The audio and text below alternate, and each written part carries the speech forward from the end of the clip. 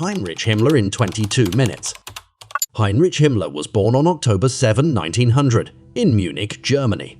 His mother, Anna Maria Himmler, came from a devout Catholic family, while his father, Joseph Gebhard Himmler, was a successful schoolmaster. Heinrich had two brothers, Gebhard Ludwig and Ernst Hermann, and they grew up in a comfortable middle-class household. The Himmler family lived in a spacious apartment in Munich, thanks to the support of Heinrich's mother's successful tradespeople relatives. The upbringing of Heinrich and his brothers was strict, influenced by their mother's religious beliefs and their father's profession as a schoolmaster. They attended grammar school in Landshut, where their father also worked.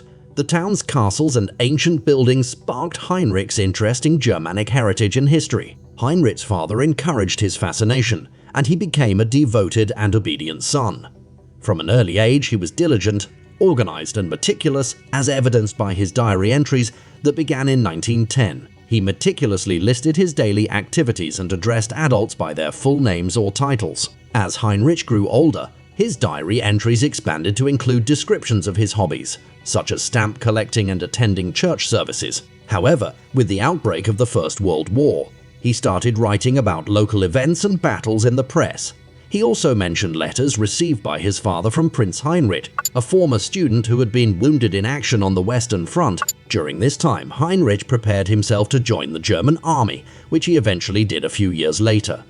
He focused on physical exercise and weightlifting to build muscle mass, hoping to portray himself as a strong and youthful German. As a student, Heinrich was a hard-working pupil who achieved moderate success in his studies. He excelled in subjects such as science, mathematics, history, geography, shorthand, Latin, Greek, and even piano lessons, despite lacking natural talent in the latter. Eventually, after years of struggling, he mustered the courage to ask his parents to let him quit piano lessons. In 1915, Heinrich's diary entries became less frequent, possibly due to the death of his godfather, Prince Heinrich of Bavaria, in the mountains of Romania the following year. The impact of the prince's death on Heinrich and his father is not explicitly recorded, but likely affected them deeply. In 1917, Heinrich's father wrote to the Bavarian royal household, requesting that his son be considered for future officer cadet training. Meanwhile, Heinrich underwent training with the 11th Bavarian Infantry Regiment in his mother's hometown of Regensburg. The following year, he continued his army training as a machine gunner and eventually became an officer. Although Heinrich later claimed to have seen action on the Western Front during the First World War, official records indicate that he did not complete his army training before the end of the hostilities. He was discharged in December 1918 without finishing his officer training. Due to the significant reduction in the German army size as a result of the Versailles Treaty, the devastated economy of the country further hindered his pursuit of a military career. Consequently, Heinrich sought employment as a farm apprentice near the city of Ingolstadt, where his father had secured a teaching position in 1919. However, his time on the farm was cut short when he contracted paratyphoid fever caused by salmonella poisoning. His doctor advised him to avoid farm work for at least a year, but Heinrich remained determined to pursue a career in farming. In October 1919, he enrolled in an agronomy course at the Technical University of Munich, where he studied crop and soil types until 1922. During this period, he also joined a fencing fraternity and proudly bore a fencing scar on his face, earning him a badge of honor. During that period, Heinrich Himmler spent a significant amount of time at a student society called the Apollo Club. This society consisted of ex-soldiers and top graduates, with a Jewish man named Abraham Hofner serving as its president. Despite initially maintaining a polite demeanor towards the Jewish members in public, Heinrich had already developed strong anti-Semitic views. He engaged in violent arguments protesting their membership, earning himself a reputation as a nationalistic militarist. As a young man, Heinrich was methodical and traditional. He took his studies and church attendance seriously, priding himself on his dedication to Germanic culture and traditions. However, he intentionally avoided intimate relationships with young women, believing they should be protected from temptation. He even confided in his brother Gerhard, expressing his intention to remain a virgin. Everything changed for Heinrich on January 25, 1922, when he attended a meeting of his rifle club and crossed paths with Captain Ernst Röhm. Captain Röhm, one of the few officers who remained in the German army after the First World War, struck up a friendly conversation with Heinrich. During their discussion, Captain Röhm expressed his pessimism about communism in Bavaria, marking Heinrich's first involvement in organized nationalistic politics after completing his agricultural studies in August 1922. Heinrich and his brother joined Captain Röhm's newly formed nationalistic paramilitary unit called the Bundreiches Kriegsflagge, also known as the Imperial Warflag Society. Despite his involvement with Captain Röhm's group, Heinrich continued to search for employment after leaving college. Given his background in chemistry, he secured a job as a fertilizer laboratory assistant in Schleswig, just north of Munich. This allowed him to maintain his membership in the Reichskriegsflagge. Around this time, Heinrich became aware of the rising influence of the Munich-based National Socialist German Workers' Party. Hitler's impassioned speeches in Munich's beer halls captivated local nationalists like Ernst Röhm and drew the ire of the communists. Street battles between the two groups, the dire economic situation in Germany further fueled support for nationalist and communist movements.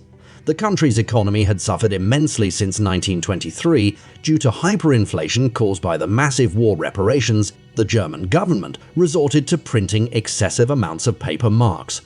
In 1922, when the German government failed to make a scheduled reparation payment to France, the French government occupied the industrial region of Western Germany, including valuable resources like coal.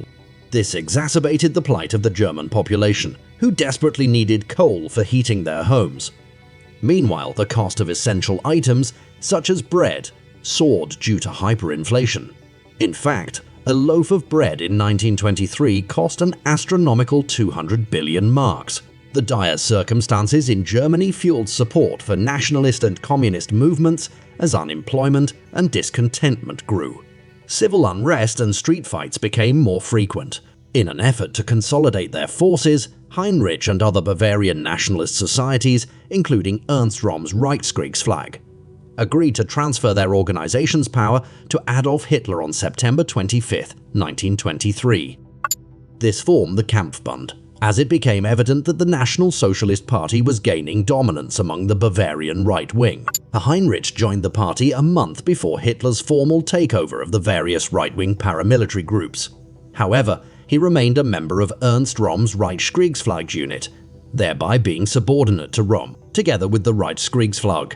Heinrich participated in Hitler's unsuccessful attempt to seize power during the Beer Hall Putsch on November 8 and 9, 1923. The National Socialists, the SI and the Kampfbund aimed to capture the Bavarian government leaders, including Gustav von Kahr before marching on Berlin. They sought to replicate the strategy employed by Hitler's idol Benito Mussolini during his march on Rome the previous year. However, their plan ended in failure. General Erich Ludendorff, a prominent figure from the First World War who had joined Hitler in the Putsch, released von Kahr and his allies from custody the following day, when Hitler and his supporters attempted to march through Munich to join forces with Heinrich and the Reichskriegsflagge. They were met with gunfire from government troops. Forced to retreat, Hitler went into hiding, but was later arrested and tried for high treason in February 1924. He received a 5-year prison sentence at Landsberg, along with other key figures involved in the putsch, including Rudolf Hess. In contrast, Heinrich Himmler was released without charge after being arrested for his involvement in the Beer Hall Putsch. However, losing his job and with the Nazi Party and SA banned, he was compelled to return home to his parents. Despite this setback, Heinrich maintained contact with Ernst Röhm, who was imprisoned at Stadelheim prison. Heinrich visited Rome in February 1924 on his motorcycle. Meanwhile, Adolf Hitler, still in Landsberg prison, wrote his infamous autobiography and political manifesto, Mein Kampf. Eventually, Hitler decided to pursue power in Germany through peaceful means instead of revolution and was released on December 20, 1924. Ernst Röhm, on the other hand, aimed to rebuild paramilitary groups to seize power by force. This led to a growing rift between Heinrich and Hitler, out of contempt for what he perceived as Hitler's weakness. Röhm resigned from all his party commitments on May 1, 1925, before eventually traveling to Bolivia to advise the country's armed forces. In contrast to Röhm, Heinrich had no intention of giving up his nationalist political activities. Instead of seeking employment, which displeased his parents, he became a campaigner for the newly formed National Socialist Freedom Movement, essentially the National Socialist Party. During his early days in the National Socialist Party, Heinrich traveled to various towns and villages to deliver speeches denouncing capitalism and the Jewish people. However, with Ernst Röhm gone, he found himself without a powerful ally to elevate his standing. It wasn't until Hitler's release from prison that the party regained momentum, and Heinrich rejoined on August 2, 1925. As a general assistant to Gregor and Otto Strasser, Heinrich became invaluable to the former.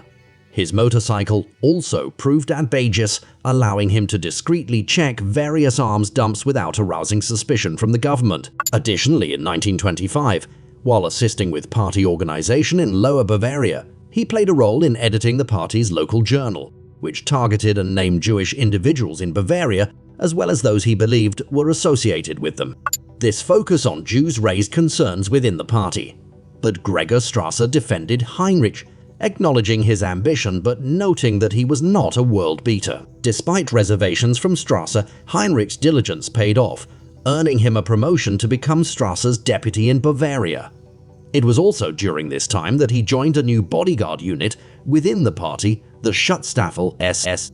Originally formed as one of many personal bodyguard units for Hitler, the SS emerged as an elite protection squad from the ranks of the SA, the party's paramilitary arm. Given the political assassinations that had plagued Germany after the First World War, the need for such protection was apparent. While early versions of these bodyguard units were short-lived, the SS was re-established in March 1925, eventually evolving into the Protection Squadron. Members of the SS regarded themselves as an elite force within the party, distinguished by their caps featuring the Prussian Totenkopf skull and crossbones, as well as their filled grey uniforms, setting them apart from the brown-shirted SA members. Later, they adopted black German army-style uniforms with peaked caps and polished boots, which became their trademark as the elite force in Nazi Germany. Eager to stand out and become a soldier, Heinrich eagerly joined the SS, obtaining the rank of SS Führer and membership number 168. In 1926, he received a promotion under Joseph Berchtold, becoming an SS Stabsführer in Lower Bavaria. However, Berchtold soon resigned. Heinrich worked diligently to establish himself as an ambitious and dedicated member of the National Socialist Party, even if he was not seen as having the same potential as Joseph Goebbels. Nonetheless, he admired Goebbels and considered him intelligent and a good comrade. Until 1926, Heinrich remained a functionary rather than a leader within the Nazi Party. His SS duties primarily involved canvassing members of the Bavarian public to subscribe to the party newspaper. In 1927, Gregor Strasser promoted Heinrich to deputy propaganda chief in Bavaria, bringing him into closer collaboration with Joseph Goebbels. It was during this period that Hitler likely took notice of Heinrich, as he himself was becoming an influential figure within the party in Bavaria. In September 1927, Heinrich Himmler had a meeting with Adolf Hitler, during which Hitler shared his vision of transforming the SS into the elite paramilitary unit of the National Socialist Party. Impressed by the idea, Hitler promoted Heinrich to become the deputy SS leader under Erhard Heiden, with the rank of SS Oberführer. Seizing the opportunity to outshine his superior, Heinrich initiated a reorganization of the SS, establishing separate jurisdictions across Germany and quickly surpassing Heiden in influence and prominence. In 1927, as the Nazi Party expanded beyond Bavaria, Heinrich embarked on a lecture tour in Berlin, where he met his future wife, Margareta Boden, the owner of a nursing home. Heinrich formed a close bond with Margareta, who shared his anti-Semitism. They married in July 1928, and their daughter Gudrun was born the following year. In early 1929, due to his superior performance compared to Heiden's poor performance, Heinrich replaced him as the leader of the SS at the young age of 28. Although he did not officially receive the title of Reichsführer's SS until 1934, he referred to himself as such from 1929 onward. Despite the SS being smaller than the SA at the time, Heinrich's role as the guardian of top party officials granted him direct access to the highest ranks of the National Socialist Party. Hitler had a vision of turning the SS into an elite Praetorian Guard-like force, and he approved of Heinrich's plan from the outset. Heinrich saw the SS as the epitome of Germanic warriors, renowned for their loyalty, racial purity, physical fitness, and bravery, while Hitler, Hermann Göring, and Joseph Goebbels gained prominence as political leaders within Germany. Heinrich quietly accumulated power, expanding the SS membership from 300 in 1929 to 3,000 in 1930. During the early 1930s, tensions arose between Hitler's strategy of attaining power through peaceful means and the SA leadership's desire to seize power by force. The SA, vastly outnumbering the German army, posed a challenge for Hitler as he struggled to convince the German public, as well as the army and the Reichstag, that he was a viable leader. Disputes within the Reichstag over employer contributions to unemployment insurance resulted in the fall of the Social Democratic government in 1930. Subsequently, an election was held in September in which Hitler's National Socialists secured the second largest number of seats with over 6 million votes. As Heinrich had gained significant importance within the party, he was chosen to become a member or deputy of the German parliament. However, around the time of the 1930 election, a group of SA leaders, led by Walter Sternes, grew dissatisfied with Hitler's political approach. They demanded a resumption of street attacks on communists and Jews, as well as 3 places on the ballot paper for the upcoming elections. Hitler rejected these demands, leading to unrest within the SA. Heinrich intervened and quelled the unrest in Berlin, assuming personal control of the situation. Ernst Röhm, who was still in Bolivia, received a personal appeal from Hitler and returned to Germany to assume the position of Chief of Staff of the SA in January 1931. As doubts grew about the loyalty of the SA, Heinrich's SS acted as bodyguards for top Nazi officials and became the party's internal police force. Under Röhm's leadership, the SA became increasingly militaristic and radical, which caused friction with the German army and even Adolf Hitler himself in the years to come. In early 1931, Heinrich established a counterintelligence division within the SS.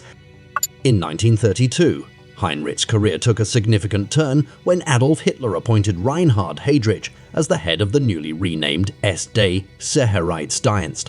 Under Heydrich's leadership, the SD became the espionage and surveillance arm of the SS. In 1933, Hitler was appointed Chancellor of Germany and sought complete control over the country. The Reichstag fire in February provided opportunity for Hitler to pass the Reichstag fire decree, suspending basic civil rights. This was followed by the Enabling Act, which granted Hitler de facto control for 4 years, enabling him to pass laws without Parliament's consent and establishing him as Germany's dictator. During this time, Heinrich's career within the SS flourished. The SS membership swelled to over 500 members, subject to strict entry requirements focusing on ancestry, physical fitness, and height. Heinrich implemented measures to ensure the racial purity of SS members and established the SS Race and Settlement Main Office to enforce high entry standards. In December 1931, he issued the marriage order, requiring SS members seeking marriage to provide a family tree dating back to at least 1800. Those of sufficiently pure heritage were expected to have as many children as possible to strengthen Germany's Aryan population. Heinrich also intensified the persecution of those deemed impure or enemies of the Nazi state. He established the first concentration camps such as Dachau, which were used to detain and execute political prisoners, including his former leader, Erhard Heiden. The only remaining obstacles to Hitler's absolute power were President Hindenburg and the Army High Command, who expressed concerns about Ernst Röhm's powerful SA Hitler and other Nazi leaders, worried that Röhm might attempt to seize power for himself. As a result, Hermann Göring, the minister-president of Prussia, created the Geheimstaatspolizei. However, Göring felt that someone more ruthless was needed to control the SA, leading to an agreement with Heinrich in April 1934, handing control of the Gestapo to him. Reinhard Heydrich assumed leadership of the Gestapo under Heinrich's authority. In recognition of his contributions, Hitler placed Heinrich in charge of all police forces in Germany, except for Prussia. This granted him control over the protection of Nazi elite members, Germany's secret services, and a significant portion of the country's police forces. In less than 5 years, Heinrich had gone from being a relatively unknown Nazi party clerk in Lower Bavaria to having control over a substantial portion of the German state. However, there was still one threat to his position: the SA and the man who introduced him to the National Socialist movement, Ernst Röhm. By June of 1934, Heinrich Himmler had already decided that Röhm and the SA leadership had to be eliminated. Thus, plans were set in motion with Adolf Hitler's approval for an operation called Hummingbird. Hermann Göring, Reinhard Heydrich, and Himmler were in charge of the operation, which took place from June 30 to July 2, 1934. The SS carried out arrests throughout the country, leading to over 100 of Hitler's political enemies, including Ernst Röhm being arrested and executed without trial, the year after the Night of the Long Knives, also known as Operation Hummingbird.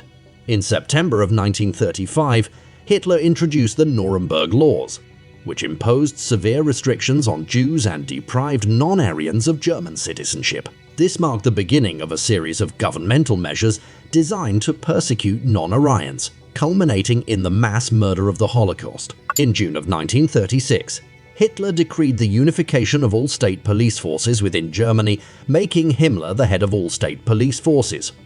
This meant that the SS controlled all of Germany's police forces and secret services. Himmler then initiated the formation of the Waffen-SS, an armed branch of the SS.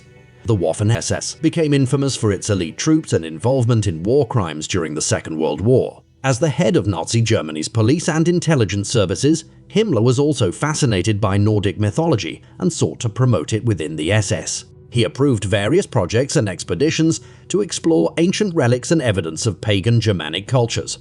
Himmler aimed to replace Christianity with a new SS pseudo-religion, which included changing traditional Christian ceremonies and celebrations. In 1933, Himmler purchased a castle in Welsburg, which became a venue for hosting SS dinners and pagan ceremonies. The SS logo, designed by Walter Heck in 1933, incorporated Nordic sig runes that symbolized victory. Himmler adopted the cry of Sieg Heil during Hitler's rallies, and he promoted the SS as an elite force dedicated to Hitler's ideology. During the Second World War, Himmler and the SS played a central role in implementing the Holocaust. Himmler personally commanded the final solution, which aimed to exterminate the Jewish population. Gas chambers were developed to carry out mass killings, and concentration camps like Auschwitz became sites of genocide. As the Third Reich collapsed, Himmler attempted to negotiate peace and offered Germany's surrender to the Western Allies. However, his offer was refused, and he was eventually captured by Soviet forces. On May 23, 1945, during an interrogation, Himmler admitted his identity but resisted a medical examination. Moments later, he bit into a cyanide capsule and died. Heinrich Himmler's life and actions are a stark reminder of the depths of human evil and the atrocities committed during the Nazi era. It is important to remember and learn from history to prevent such horrors from happening again.